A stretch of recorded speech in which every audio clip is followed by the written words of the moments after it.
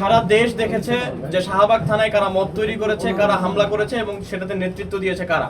ছাত্রদল তার সন্ত্রাসী কর্মকাণ্ডের মাধ্যমে আবারও আমরা আশঙ্কা করছি যে তারা এই ক্যাম্পাসে তাদের দখলদারিত্ব ফিরিয়ে নিয়ে আসতে চায়, যেমন আমরা আগের রাজনৈতিক কালচারে দেখেছি।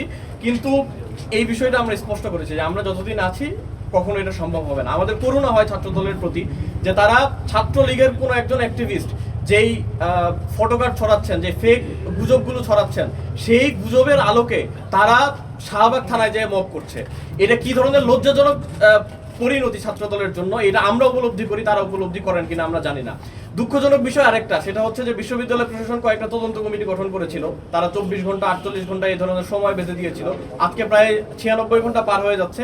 অধিকতর তদন্তের জন্য তারা সময় চেয়েছে বা সময় তারা মনে করছে যে সময় দরকার, কিন্তু এই বিষয়টা ভিকটিম বা যেই দল ভিকটিম হয়েছে তাদের কাউকে স্পষ্ট করার জন্য প্রয়োজন মনে করেনি। কিন্তু আমরা দেখতে পাচ্ছি যখন তাদের কাছে যে আমরা জবাব চাচ্ছি তখন তাদের জবাব হচ্ছে যে তারা অধিকতর তদন্তের জন্য সময় চায়।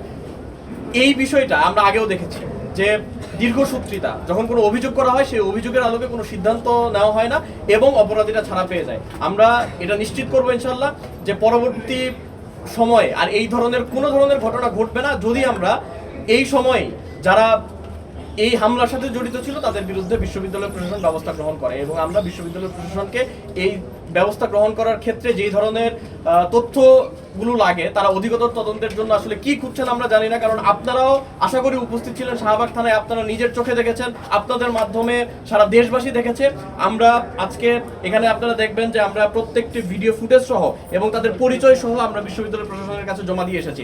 আমরা এখান থেকে বলতে চাই যে যদি এরপরও তাদের অধিকতর তদন্তের প্রয়োজন হয় এবং তাদের আরো সময়ের প্রয়োজন হয়, তাহলে আমাদের ধরে নিতে হবে যে তারা এটার আসলেই তদন্ত চায় না এবং তারা এটার প্রতিকার বা এটার যে বিচার, সেই বিচারের ক্ষেত্রে তারা আসলে তাদের যে উদ্দেশ্য সেই উদ্দেশ্য সৎ নয়। আমরা আশা করব যে বিশ্ববিদ্যালয় প্রশাসন এখানে তার যে সদিচ্ছা সেটার পরিচয় দিবে এবং সেটার মধ্য দিয়ে যারা এই ধরনের ন্যাক্কারজনক ঘটনার সাথে জড়িত ছিল, এই ধরনের হামলার সাথে জড়িত ছিল, তাদের বিচারের আওতায় নিয়ে আসবে। আমরা আশা করছি যে আমরা সেটা বাস্তবায়ন করতে পারবো এবং জাতির দর্পণ হিসেবে আপনারা যারা রয়েছেন, আপনারাও আপনাদের জায়গা থেকে, যেহেতু সাংবাদিক যে ভাইরা রয়েছিলেন তাদের উপরও হামলা করা হয়েছে, আমরা আপনাদের কাছেও প্রত্যাশা করব যে আপনারাও এক্ষেত্রে যেই ভূমিকা পালন করা দরকার সেই ভূমিকা পালন করবেন।